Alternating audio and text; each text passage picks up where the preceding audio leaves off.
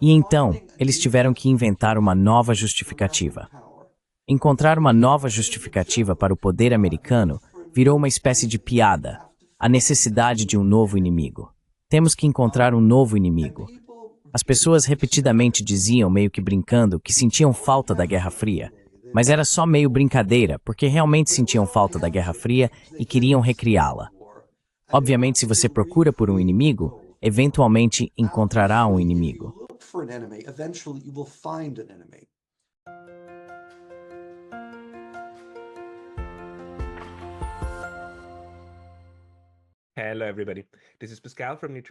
Olá, pessoal.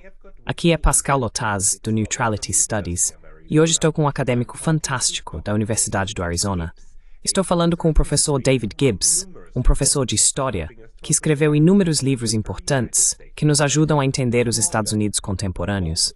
Entre eles, Revolt of the Rich, How the Politics of the 1970s Widened America's Class Divide. E o que queremos focar hoje em particular é First Do No Harm, Humanitarian Intervention and the Destruction of Yugoslavia. Primeiro, vamos falar sobre os neocons e sua eterna ânsia por intervenção humanitária. Então, David, bem-vindo. Obrigado por me receber nesse tão great. Muito obrigado por dedicar seu tempo. Você teve um segmento maravilhoso há alguns anos na Universidade de Oxford. Você debateu com um dos chefes da estratégia de intervenção na época, e falaremos sobre isso no segundo segmento em particular. Mas, uma das coisas mais importantes aqui é que você tem uma visão muito clara sobre essa linha de pensamento nos Estados Unidos, que também discutimos frequentemente neste canal, que são os neocons. Esse movimento neoconservador e todo o seu, belicismo, eu diria, em termos simples. Você poderia nos contar um pouco mais sobre os neocons e de onde eles vêm?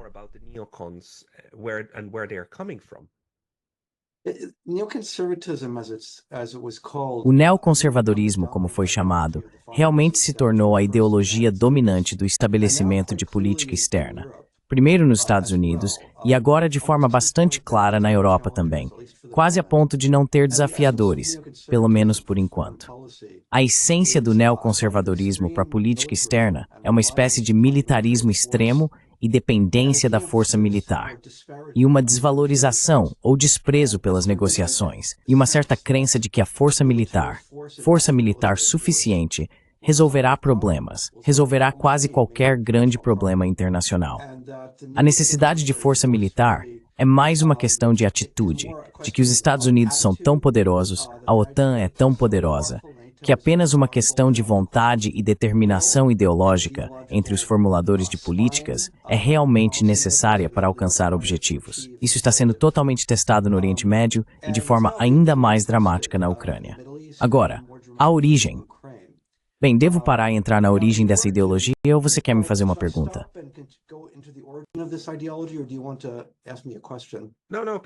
Não, por favor. As origens. Eu tive uma conversa uma vez com Michael Brenner neste canal, e ele já falou sobre as origens, mas eu me pergunto de onde você acha que isso vem.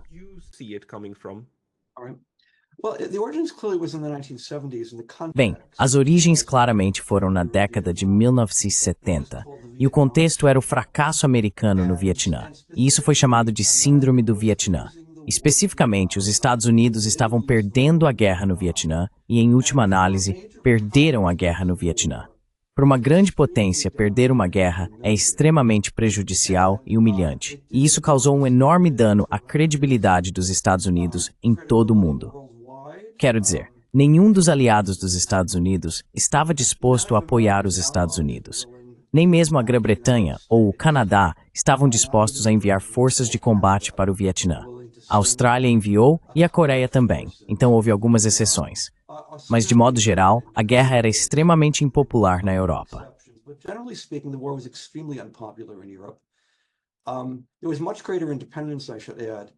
Havia uma independência muito maior, devo acrescentar, na Europa do que há hoje entre quase todas as potências europeias. Você sabe, hoje parece que as potências europeias fazem o que os Estados Unidos mandam. Isso não era o caso anteriormente durante a Guerra Fria. e o Vietnã foi uma demonstração dramática disso. Além disso, lembro-me de ouvir na faculdade um discurso de Harold Wilson, que havia sido o ex-primeiro-ministro da Grã-Bretanha. Em seu discurso, lembro-me dele dizendo que nos anos 1960, ele foi implorado pelo presidente Johnson para enviar apenas um contingente britânico simbólico para desfilar em Saigon e mostrar apoio britânico simbólico à guerra.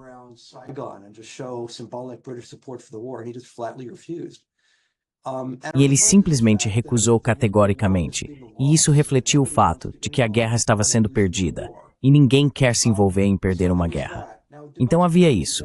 Agora, internamente, o dano foi ainda maior, porque o estabelecimento de política externa, o exército, a CIA, a presidência e todos os think tanks associados, o que chamamos de estabelecimento de política externa na América, tinham sido massivamente desacreditados pela Guerra do Vietnã, pela incompetência da guerra e todos os relatos de brutalidade.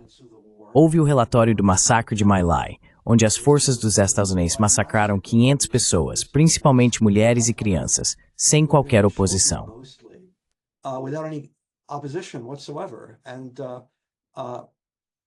E então, houve os documentos do Pentágono, a divulgação da história do Pentágono, escrita secretamente pelo próprio Pentágono, que foi vazada por um informante de dentro do Pentágono, cuja consciência o incomodava, Daniel Ellsberg. Lembro-me de crescer admirando muito ele. Ele vazou os documentos do Pentágono para o New York Times. Parafraseando o que o próprio Ellsberg disse, isso mostrou que 4 presidentes americanos, um após o outro, de Truman até Johnson, mentiram e mentiram e mentiram.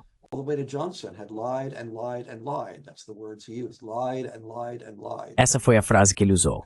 Mentiu e mentiu e mentiu. E tudo isso causou muitos danos à capacidade dos Estados Unidos de projetar poder no exterior. Houve uma diminuição nos gastos militares para o nível mais baixo da Guerra Fria. O Senado realizou audiências sobre a Agência Central de Inteligência sob o senador Frank Church, que foram audiências investigativas reais que receberam enorme atenção. E você sabe, elas revelaram todos os tipos de coisas muito perturbadoras sobre a CIA. Derrubada de governos, guerras secretas, assassinatos, mentiras ao público, espionagem ilegal de cidadãos americanos. E você sabe, tudo isso significava que as principais instituições de política externa e segurança interna, como o FBI, foram desacreditadas.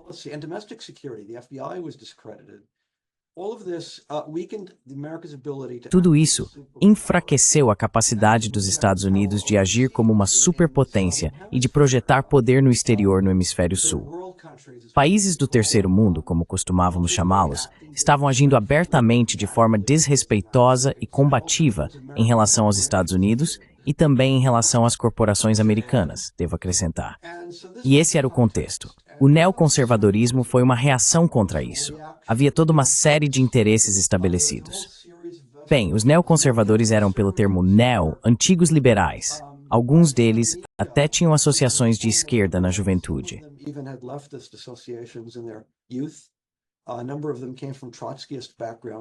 Vários deles vieram de origens trotskistas durante a década de 1930 e ficaram muito perturbados com a falta de respeito pelas instituições de política externa.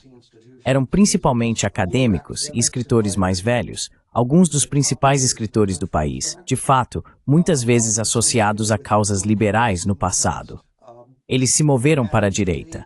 Eles também se moveram para a direita na política interna, mas foi principalmente na política externa que fizeram sua contribuição. Havia um senador do estado de Washington, um democrata chamado Henry Jackson, Scoop Jackson, como era conhecido, e ele era a figura principal no Senado. Ele tinha uma equipe sob seu comando de figuras proeminentes.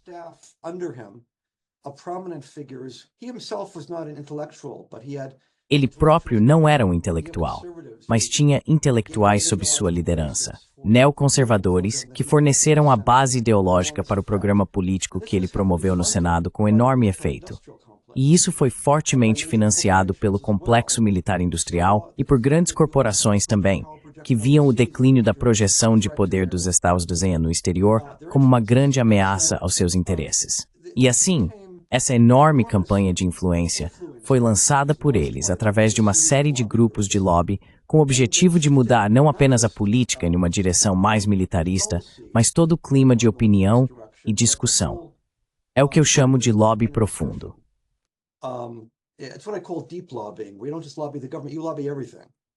Nós não apenas fazemos lobby junto ao governo. Você faz lobby em tudo e muda o clima de opinião. E foi extremamente bem-sucedido. No final da década, sob a presidência de Carter, houve uma mudança fundamental em relação a coisas como a detente. Havia uma política de detente para ter uma relação cooperativa com a União Soviética, para se engajar em trocas econômicas com eles, para ter tratados de armas nucleares, o Tratado de Limitação de Armas Estratégicas e assim por diante. Tudo isso basicamente terminou no final dos anos 1970. O neoconservadorismo, então, se tornou a ideologia e política dominante, primeiro na segunda metade da presidência de Carter e depois durante a presidência de Reagan e até o final da Guerra Fria. Novamente, isso foi baseado na ideia de não negociações, de modo geral, e no uso da força militar e intimidação militar, tanto quanto possível.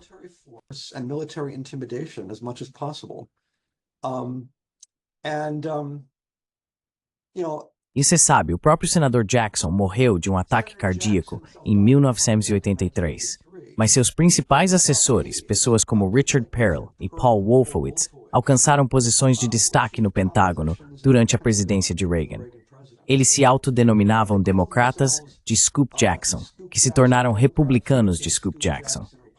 Os neocons se moviam entre os dois partidos políticos, entrando e saindo, dependendo de qual era mais vantajoso do ponto de vista deles. E assim, isso se tornou a ideologia dominante em ambos os partidos, em grande medida. E isso reverteu a síndrome do Vietnã. Reverteu as políticas associadas à síndrome do Vietnã, do que eles chamavam de fraqueza. Em grande parte, acho que, através de táticas de intimidação, convenceram o público. Quero dizer, um elemento chave aqui, houve uma série de eventos que foram citados.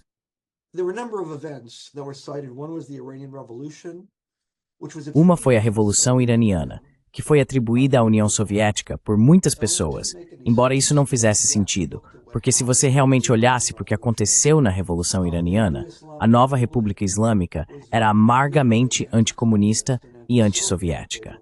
Eles reprimiram o Partido Comunista, o Partido Tudeh no Irã. Mas, no entanto, na espécie de histeria associada à Revolução Iraniana, houve muita histeria nos Estados Unidos. Essas nuances foram perdidas. Um evento ainda mais importante foi a invasão soviética do Afeganistão, que eu acho que realmente mudou tudo completamente. E isso ocorreu no final de 1979. Devo entrar em mais detalhes sobre o Afeganistão ou você quer me fazer uma pergunta? Você quer intervir em algo?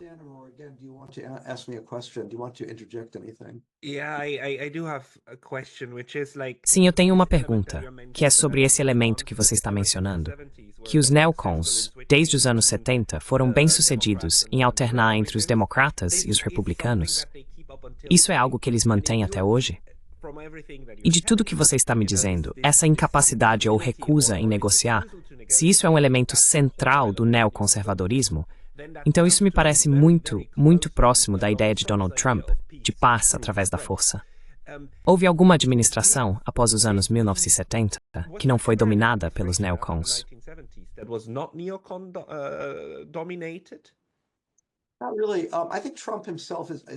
Na verdade, não. Acho que o próprio Trump é cético. Estou vendo muitas evidências nos últimos 8 anos do ceticismo de Trump em relação ao neoconservadorismo. Originalmente, quando ele concorreu à presidência em 2016, uma de suas posições era melhores relações com a Rússia, rejeitando uma posição-chave dos neoconservadores, que é a confrontação e possivelmente a guerra com a Rússia. Mas ele era muito cético em relação a isso, e acho que ele continua cético. No entanto, ele contratou muitos neoconservadores de sua primeira preço e criou issues muito associadas a neoconservadores para sua presidência.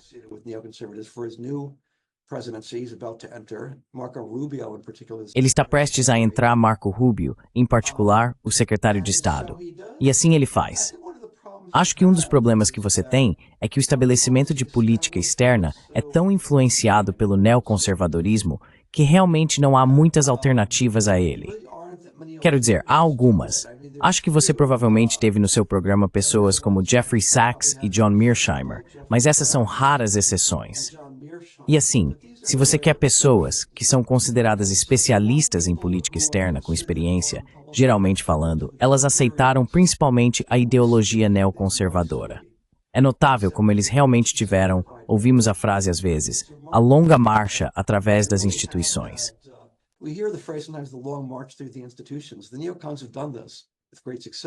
Os neocons fizeram isso com grande sucesso e, fundamentalmente, mudaram toda a forma de falar sobre política externa em uma direção muito mais linha dura. Mais um ponto sobre isso em geral antes de eu ir. O Afeganistão é um ponto importante, porque é o que realmente cimentou a ideologia neocon. Também estabeleceu um precedente para a Ucrânia. Mas um ponto que quero destacar primeiro é o que eu chamaria de israelização do neoconservadorismo, no sentido de que este foi um período em que Israel estava se tornando respeitado como uma força militar. Em particular, o que eles observam é a Guerra de 1967, na qual Israel entrou em guerra com 3 vizinhos árabes e derrotou todos os 3 em 6 dias.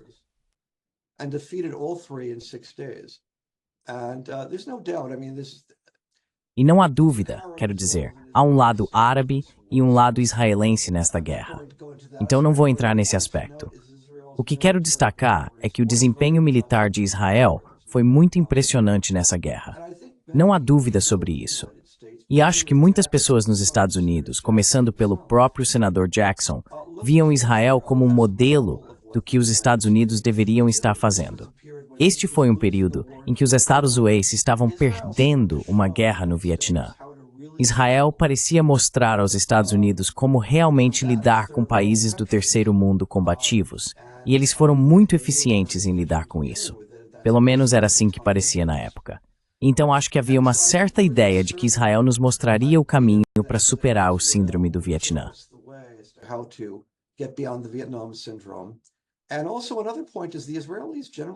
E também outro ponto é que os israelenses, de modo geral, isso não é 100% verdade, mas de modo geral, tendem a desprezar negociações com seus vizinhos árabes. Novamente, a força militar resolve problemas. Netanyahu é o ponto alto dessa ideia, mas acho que de modo geral, essa tem sido uma posição israelense na maior parte do tempo.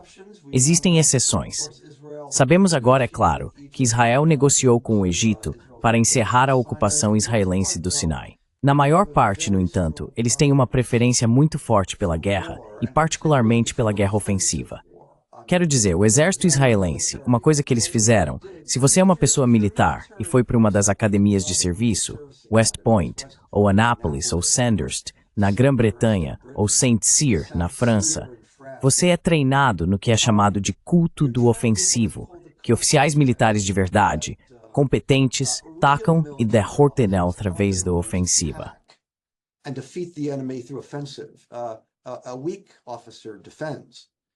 Um oficial fraco defende, você sabe, e os israelenses eram muito orientados ofensivamente, e isso era muito atraente para o pessoal militar. E assim acho que isso ofereceu um modelo para o que os Estados Unidos poderiam ser. E isso se tornou a ideia dos neoconservadores. Houve muito debate nos Estados Unidos sobre se Israel controla a política externa americana ou se a América controla Israel. É muito difícil distinguir, realmente, porque toda a ideia israelense está no governo dos Estados Unidos. Sua ideologia é muito a mesma ideologia na experiência de Israel.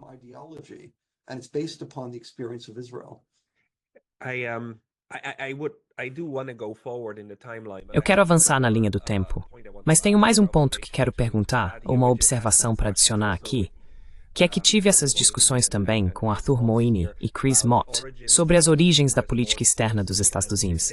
E eles traçaram essa ideia de política externa dos Estados Unidos até mesmo a Washington e Jefferson. Os washingtonianos achavam que, você sabe, os jovens Estados Unidos não fazem proselitismo, não vão para o exterior. E como John Quincy Adams disse, não estamos procurando monstros no exterior, certo? E então você tinha os jeffersonianos, que eram muito mais intervencionistas desde o início, o iluminismo. Precisamos realizá-lo. Somos esse primeiro experimento de nação que precisa mudar o mundo à sua imagem. Na sua opinião, é justo dizer que os neocons herdaram essa linha de pensamento de como os Estados Unidos se veem como um modelo e como se reimplementam no exterior? Ou estou indo longe demais?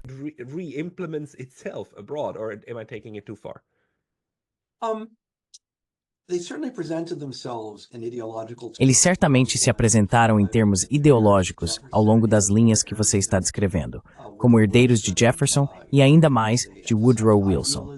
Eles enfatizaram o idealismo e a necessidade de exportar a democracia americana. A democracia é boa, e os Estados Unidos, através da força militar, estabelecerão a democracia no mundo e protegerão as pessoas de ditadores. Mais tarde, desenvolveram o conceito de direitos humanos, sobre o qual falarei. Foi usado de forma cínica, direi isso. Acho que o que eles estavam interessados era em poder e avanço institucional, particularmente o complexo militar industrial e o estabelecimento da política externa.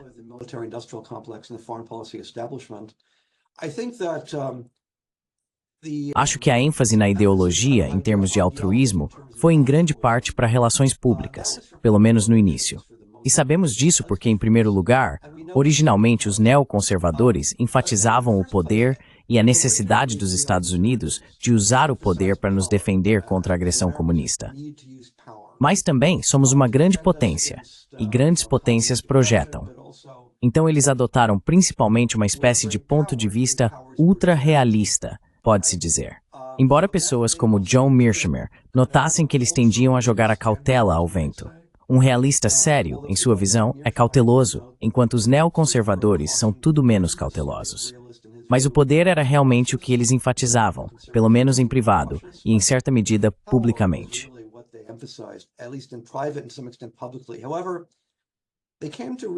No entanto, eles perceberam em particular que havia um desejo público muito forte por uma política externa de direitos humanos. E perceberam que poderiam usar isso efetivamente como uma justificativa para a projeção de poder dos Estados Unidos no exterior. Em particular, um dos principais conservadores de Nova York, Daniel Patrick Moynihan, que era professor de Harvard e mais tarde senador do estado de Nova York, disse: "Sabe, tenho a impressão de que essa ideia de direitos da ONU é nossa arma secreta." Foi o que ele disse, nossa arma secreta. E de fato acho que isso teve sucesso além de sua intenção original. Ele estava falando nos anos 70 quando escreveu isso.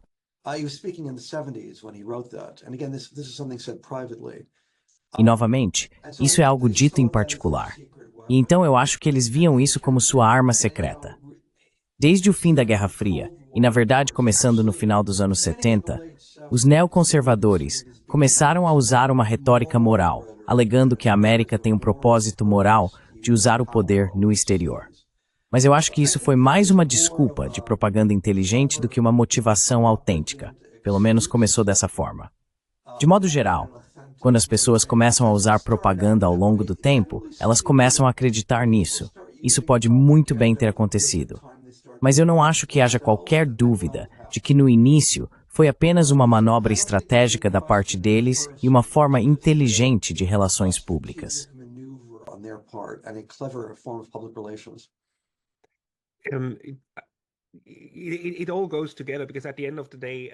Tudo está interligado porque, no final das contas, uma ideologia precisa fazer sentido em alguns níveis. Geralmente elas se desintegram em outros, mas pelo menos superficialmente precisam fazer sentido. E agora, quando avançamos, quero dizer, Afeganistão e depois os anos 1980, e Reagan disse famosamente, sim, bem, vamos gastar mais que a União Soviética. E essa narrativa se manteve, especialmente após o colapso da União Soviética.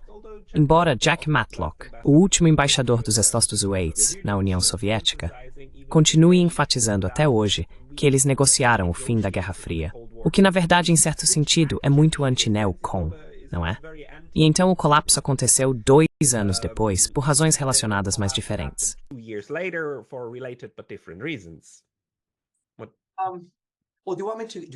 Bem, você quer que eu fale sobre a transição do fim da Guerra Fria?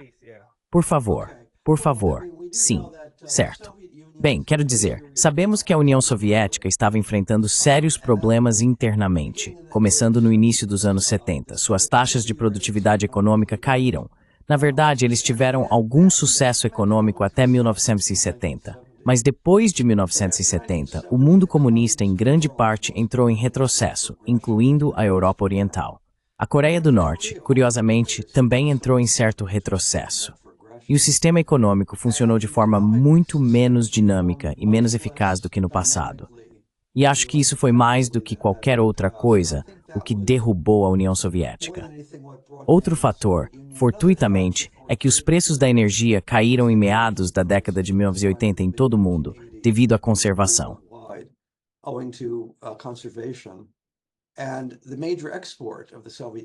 E a principal exportação da União Soviética, e hoje da Rússia, era petróleo e gás. E isso também não ajudou. E assim, eu acho que fatores econômicos, mais do que qualquer outra coisa, levaram ao fim da União Soviética e a tornaram essencialmente inviável como sistema. Reagan foi convencido da ideia de que Gorbachev era alguém com quem ele poderia lidar. Não há dúvida de que Gorbachev queria muito acabar com a Guerra Fria. Acho que possivelmente ele queria porque estava genuinamente assustado com a guerra nuclear. Mas mais importante, acho que ele estava bem ciente do fato de que a União Soviética simplesmente não podia arcar com esses níveis muito altos de gastos militares, dados seus problemas econômicos.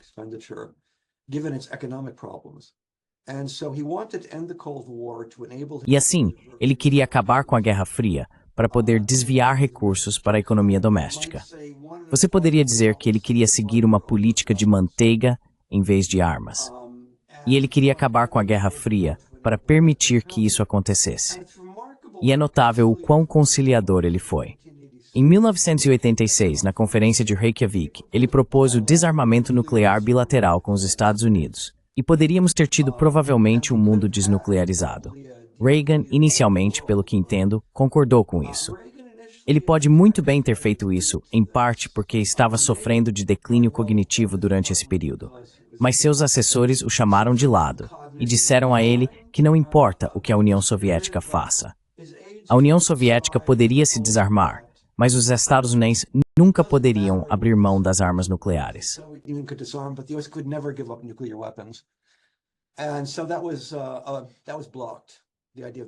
E assim, a ideia de desnuclearização foi bloqueada. Mas a Guerra Fria acabou, é claro. O Muro de Berlim foi efetivamente desmontado para todos os efeitos práticos em novembro de 1989. E isso é frequentemente visto, com razão, como o fim efetivo da Guerra Fria. A própria União Soviética terminou 2 anos depois. Houve uma mudança dramática aqui, que é que toda justificativa para o poder americano chegou ao fim. Este é um problema real, e houve 2 resultados disso. Nos Estados Unidos, em primeiro lugar, houve uma certa euforia e um certo senso de arrogância de que vencemos.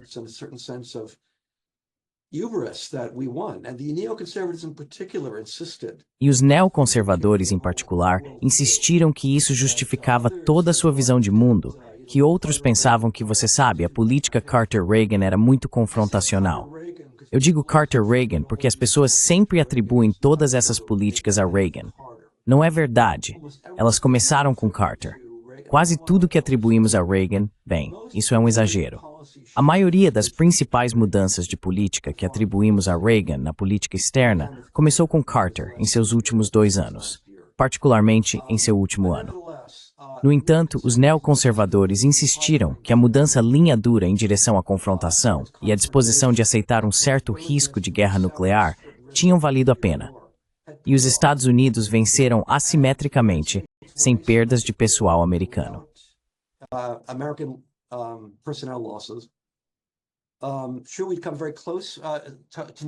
Claro, chegamos muito perto de uma guerra nuclear algumas vezes, especialmente em 1983, quando o exercício Able Archer quase provocou uma guerra nuclear por acidente.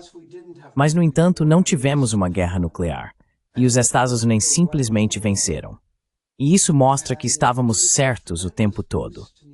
Isso deu um impulso tremendo ao neoconservadorismo e a toda a ideia de que os Estados Unidos estavam agora essencialmente em posição de comandar o mundo.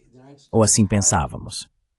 Os Estados Unidos não tinham um desafiante efetivo após a dissolução da União Soviética. A China ainda não estava nem perto do que é hoje. A Rússia estava de joelhos economicamente. Ainda tinha armas nucleares, mas seu exército mal funcionava. Sua economia estava em uma depressão profunda no início dos anos 90. E então,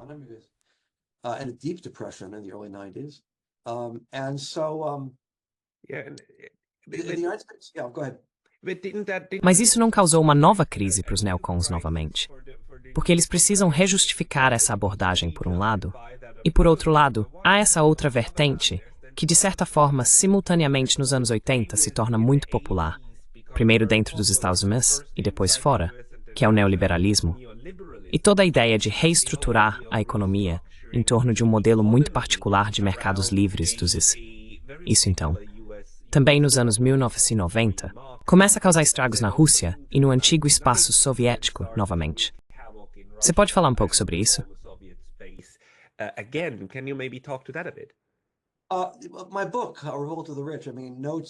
meu livro Revolta dos Ricos observa que os mesmos grupos de pressão que pressionaram pela mudança na política externa estavam simultaneamente pressionando por uma mudança radical na economia, afastando-se da economia gerida, uma espécie de economia keynesiana de um período anterior do New Deal ampliado nos Estados Unidos, em favor de um tipo de economia à la Milton Friedman, Friedrich von Hayek, que de fato foi imposta nos Estados Unidos no final da presidência de Carter, juntamente com uma mudança na política externa. E em certa medida na Europa, especialmente na Grã-Bretanha, é claro sob Thatcher. E então cada vez mais foi imposta à Rússia. Uma missão de ajuda econômica americana impôs uma terapia de choque na Rússia.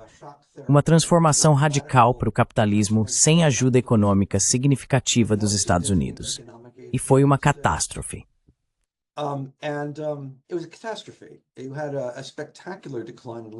Você teve um declínio espetacular nos padrões de vida e na expectativa de vida. Provavelmente, centenas de milhares de pessoas morreram de doenças relacionadas ao estresse devido às enormes pressões econômicas desse período, resultantes da terapia de choque. Os russos ficaram muito amargurados porque, do ponto de vista deles, acharam que se abandonassem o comunismo e seu status de potência mundial, teriam prosperidade em troca. E assim, eles abriram mão de seu status de potência mundial e do comunismo, e não obtiveram prosperidade. Acho que a reação de muitos russos foi ver isso como um problema americano, uma conspiração para enfraquecer a Rússia. Não acho que tenha sido uma conspiração, mas não há dúvida de que as políticas dos Estados Unidos contribuíram para isso. E esse foi o começo de uma atitude negativa cada vez mais popular em relação aos Estados Unidos entre o povo russo.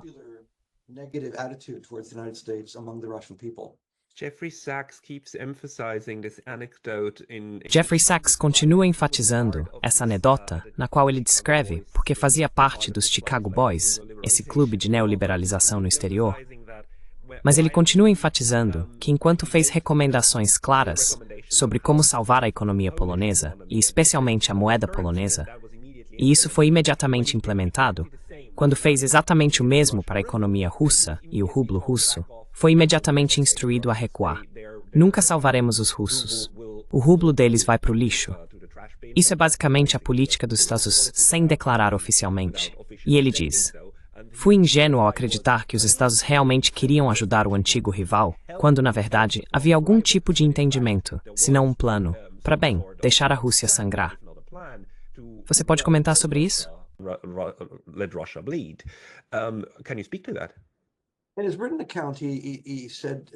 Em seu relato escrito, ele expandiu sobre isso e observou que teve uma conversa com Lawrence Eagleburger, que era o secretário de Estado, dizendo que para essa política de privatização ser eficaz, precisamos fazer o que fizemos na Polônia, que é obter alívio da dívida e ajuda econômica dos Estados Unidos.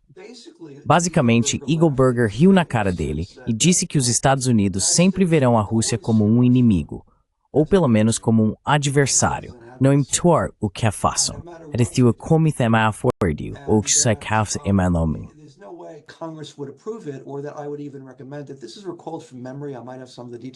Isso é lembrado de memória.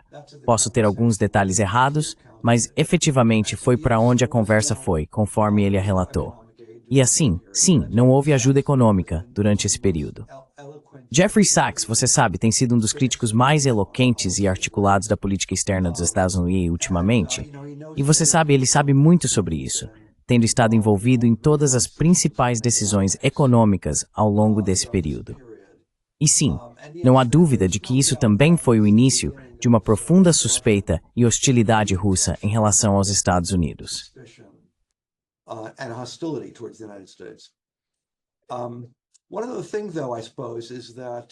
Uma das coisas que quero enfatizar é que, além da arrogância e do senso de realização que mencionei, havia uma ansiedade no nível da elite de política externa. Toda a justificativa para a presença dos Estados Unidos no exterior, suas centenas de bases no exterior, suas frotas ao redor do mundo, a justificativa para a CIA e uma espécie de Estado secreto que era novo na vida americana, pelo menos com a Guerra Fria. A justificativa para altos gastos militares e para ter um complexo militar industrial permanente, para usar a frase de Eisenhower. Tudo isso havia sido justificado pela ameaça soviética. Havia essa enorme ameaça da União Soviética. E sempre havia uma implicação de que se você retirasse a União Soviética, se de alguma forma, por algum processo mágico, a União Soviética fosse apagada do mapa e deixasse de existir,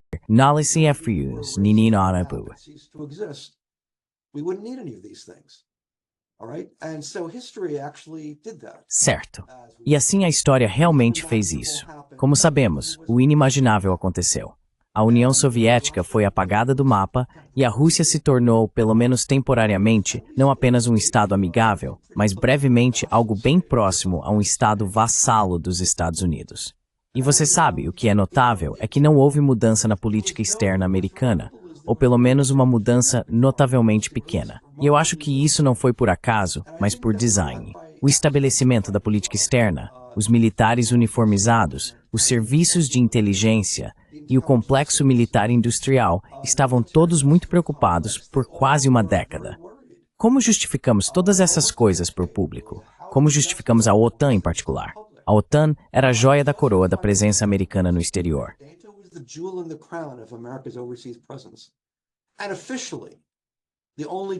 E oficialmente, a única justificativa era prevenir uma invasão soviética na Europa. E não havia mais União Soviética. O Pacto de Varsóvia havia sido dissolvido. E assim não havia propósito para a OTAN. E você sabe, isso se tornou uma espécie de piada por alguns anos.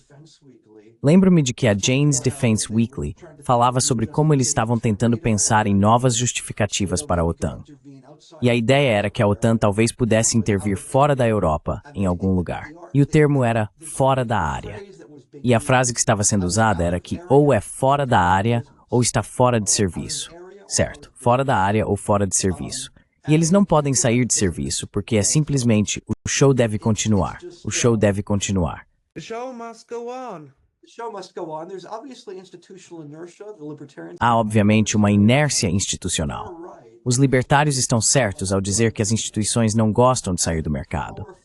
E os poderosos interesses estabelecidos por trás delas também não queriam sair do mercado.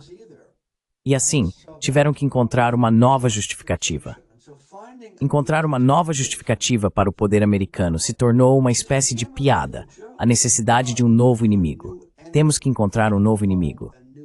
E as pessoas repetidamente diziam, meio que brincando, que sentiam falta da Guerra Fria. Mas era só meio que brincando, porque realmente sentiam falta da Guerra Fria. E queriam recriar a Guerra Fria. Obviamente, se você procura por um inimigo, eventualmente encontrará um inimigo.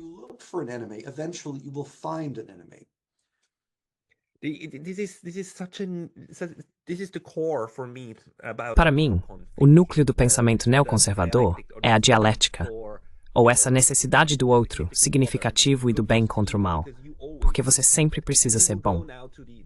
E vamos agora para o outro em um segundo, mas só uma última pergunta sobre os neocons, que é a iteração atual deles.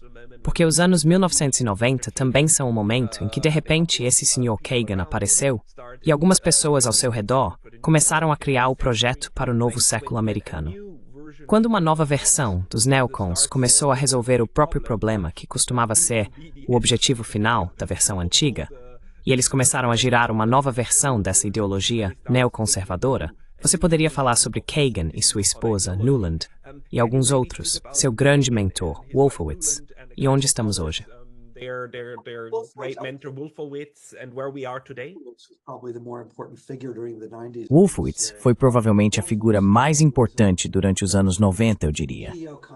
Wolfowitz novamente era uma figura-chave do neoconservadorismo, um ex-assessor do senador Jackson.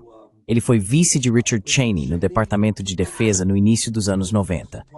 E ele elaborou um novo plano para o período pós-Guerra Fria, em 1992, chamado Documento de Orientação de Planejamento de Defesa. Foi vazado para o New York Times, que é como sabemos sobre ele. Era um documento muito agressivo, que basicamente dizia que o colapso da União Soviética deu aos Estados Unidos uma circunstância quase desconhecida na história. Desconhecida para qualquer outro império, basicamente, que é a ausência de um verdadeiro desafiante aos Estados Unidos.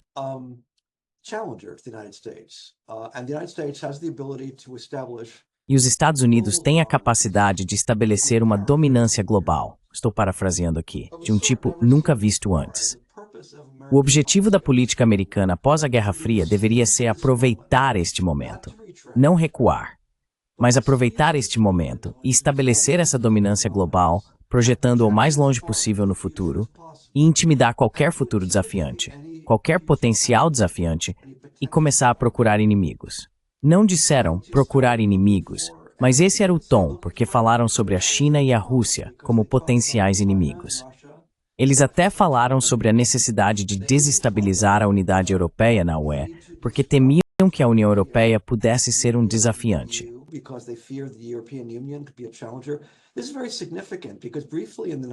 Isso é muito significativo, porque, brevemente nos anos 90, os europeus estavam realmente considerando a necessidade de desafiar a hegemonia americana, pois sentiam que era prejudicial ter basicamente uma ditadura global emanando de Washington. Pensava-se que nenhum Estado europeu era grande o suficiente para desafiar os Estados Unidos individualmente, mas coletivamente eles poderiam pelo menos desafiar a América em termos de domínio econômico e político, se não militar. Isso seria um arranjo melhor para a Europa e para o mundo do que a supremacia americana incontestada. E assim, a resposta para isso foi desestabilizar a unidade europeia, colocando os países uns contra os outros.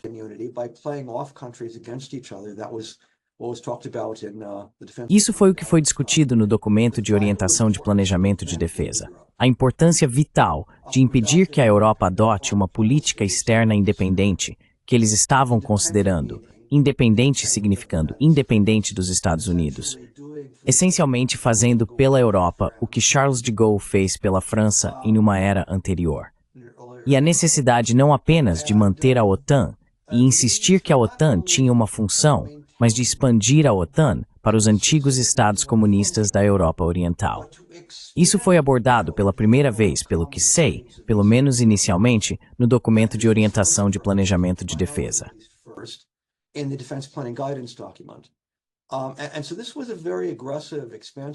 E assim, este foi um documento muito agressivo e expansivo. É notável quão condescendente e adversarial foi o tom que adotou, mesmo em relação a países como Alemanha e Japão, o que é uma das razões pelas quais seu vazamento foi muito prejudicial, e porque o governo Bush tentou publicamente se distanciar dele. Mas em retrospectiva, acho que isso foi realmente a força orientadora da era pós-Guerra Fria, o documento de orientação de planejamento de defesa. Foi um plano neoconservador, e ainda está muito por hoje. Um dos fatores-chave aqui é a necessidade de um novo inimigo. E novamente, se você procurar um inimigo, encontrará um. Você concordaria comigo, como um último ponto, que um dos elementos ideológicos centrais da mentalidade neocon é que não existem amigos, apenas vassalos e inimigos?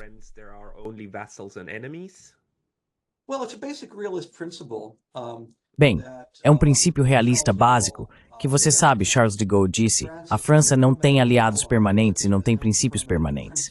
Ela tem apenas interesses permanentes. Então, isso não começou com os neocons em si.